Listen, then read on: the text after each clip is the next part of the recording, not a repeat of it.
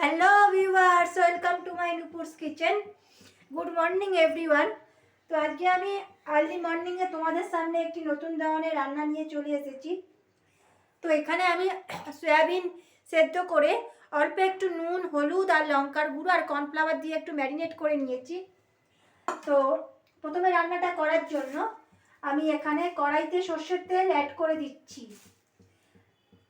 এখানে তোমরা সবাই সয়াবিন খেয়েছো, বাড়িতে অনেকে চিলি সয়াবিন বা সয়াবিন আলুর তরকারি খেয়েছো।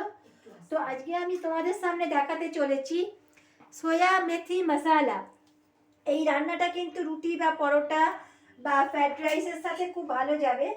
যদিও রান্নাটা চাইনিজ নয়, তাও আমি তোমাদের সামনে আমার মতন করে করার চেষ্টা করছি। আচ্ছা, তেলটা গরম হয়ে গেছে। তেলের মধ্যে এখানে আমি দিয়ে দিচ্ছি পেঁয়াজ বেরেস্তা, মানে পেঁয়াজটা ভাজার জন্য বেরেস্তাটা আগে আমি করে নেব।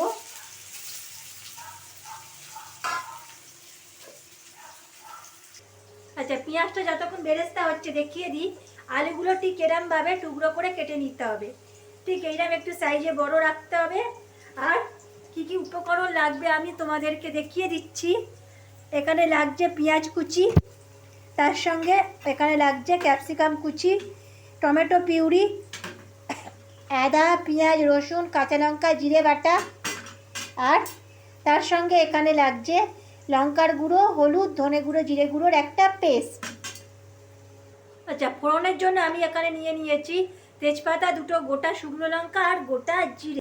আচ্ছা, সব শেষে যে মেন উপকরণটা, যেটা না দিলে রান্নাটা ইনকমপ্লিট, কাসুরি মেথি। তোমাদের দেখিয়ে দিই যে কাসুরি মেথি, এটা আমি রান্নার শেষে আমাকে ইউজ করতে হবে, যার ফলে রান্নাটা খেতেও খুব অসাধারণ হবে, টেস্ট আরও দ্বিগুণ বেড়ে যাবে। তো তোমরা প্রথম থেকে শেষ পর্যন্ত রান্নাটা দেখতে থাকো। আচ্ছা, বেরেস্তাটা আমার হয়ে গেছে। আমি এবার একটা পাত্রতে আমি তুলে নিচ্ছি। খুব বেশি লাল লাল করে আমি ভাজিনি, পুড়ে গেলে কিন্তু খেতে ভালো লাগবে না।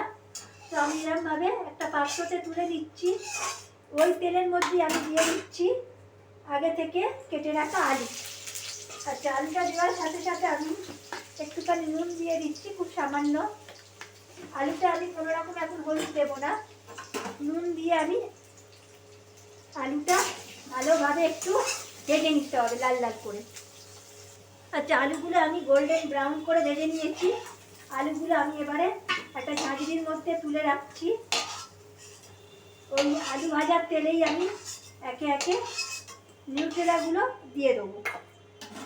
আচ্ছা, নিউট্রেলা ভাজার জন্য আমি গ্যাসের ফ্লেমটা একটু কম করে রাখছি, আরও কিছুটা তেল অ্যাড করে দিচ্ছি। ওই তেলের মধ্যেই আমি দিয়ে দেবো ম্যারিনেট করে রাখা নিউট্রেলা। গ্যাসের ফ্লেমটা একটু বাড়িয়ে রাখছি। নিউট্রেলাগুলো আমি একইভাবে ব্রাউন করে ভেজে নিতে হবে। আচ্ছা, এবারে আমি সয়াবিনগুলো আমার লাল লাল করে ভাজা হয়ে গেছে। টুপিটা একটু ভালো করে ভেজে নিতে হবে। সমস্ত সয়াবিন আমি তুলে রাখছি। এবার আমি কড়ার মধ্যে দিয়ে দেবো খুব সামান্য পরিমাণে তেল রান্নাটা করার জন্য। সর্ষের তেল আমি দিয়ে দিচ্ছি। আচ্ছা, তেলটা একটু গরম হতে দেবো, তারপরে আমি ফোড়নটা দিয়ে দেবো। তেল গরম হয়ে গেছে। গোটা জিরে, তেজপাতা, গোটা শুকনো লঙ্কা আমি ফোড়নে অ্যাড করে দিলাম। এবার ফোড়ন থেকে একটা সুন্দর যখনই গন্ধ ছাড়তে শুরু করবে, তোমরা বুঝতেই পারবে খুব সুন্দর একটা গন্ধ ছাড়ছে, তখনই আমাদের এখানে একটা জিনিস অ্যাড করে দিতে হবে, যেটা হচ্ছে দারচিনি।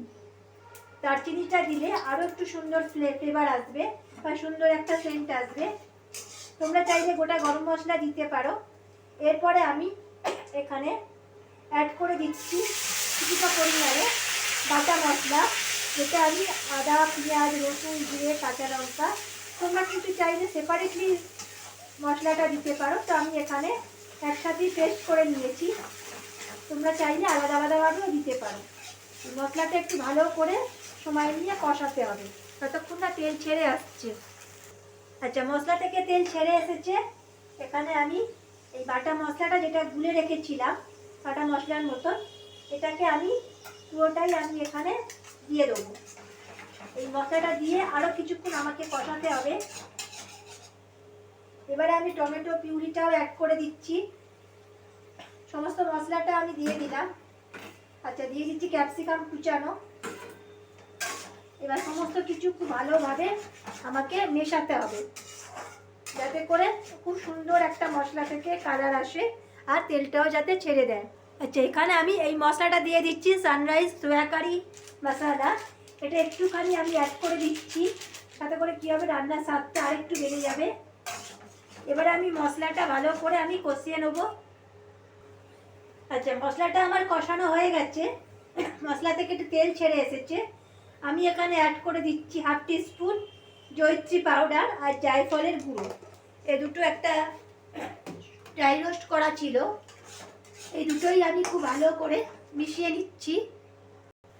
এখানে আমি একটু নুন অ্যাড করে দিচ্ছি।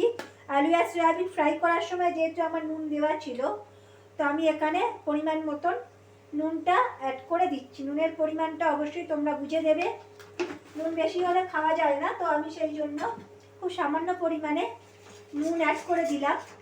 এবারে আমি সমস্ত মশলার সাথে আলু আর সয়াবিনটা অ্যাড করে দিচ্ছি। আলু আর সয়াবিনটা কিন্তু খুব ভালো করে কিন্তু আমাদের মশলার সাথে একটু কষিয়ে নিতে হবে। তারপরে আমি পরিমাণ মতন গরম জল অ্যাড করে দেবো। আচ্ছা, এখানে আমি দিয়ে দিচ্ছি কুসুম গরম জল। যেহেতু এটা গ্রেভি রাখবো আমি, তো তোমরা চাইলে কিন্তু ঝোলটা নিজের পরিমাণ মতন ব্যবহার করতে পারো। কেউ চাইলে কারি রাখতে পারো, কেউ চাইলে হালকা গ্রেভি রাখতে পারো। তো ঝোলটা ফুটে ওঠা পর্যন্ত আমাদের একটু অপেক্ষা করতে হবে। আমি ঢাকা দিয়ে দিচ্ছি 5 মিনিটের মতন। আচ্ছা, রান্নাটা আমার প্রায় অলমোস্ট রেডি হয়ে গেছে। এবারে আমি ওপর থেকে কাসুরি মেথি ক্রাশ করে রেখেছিলাম, ওটাকে আমি দিয়ে দেবো। আচ্ছা, তারপরে আমি এখানে ধনেপাতা কয়েকটা কুচিয়ে রাখা আছে, সেটাও আমি দিয়ে দেবো।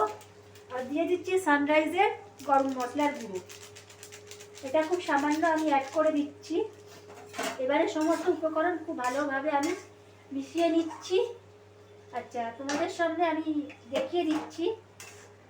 এবারে আমার রান্নাটা পুরোটাই প্রায় কমপ্লিট হয়ে গেছে। মেথি সোয়া মশলা আমি ঠিক যেরকমভাবে বানালাম, তোমরা বাড়িতে একইভাবে খাবে, অবশ্যই বাড়ির সকলকে খাওয়াবে। ধন্যবাদ। আর যারা ফেসবুক থেকে দেখছো, অবশ্যই পেজটি কিন্তু ফলো করে দেবে। ইউটিউব থেকে দেখলে প্লিজ সাবস্ক্রাইব করে দিও, পাশে থাকবে।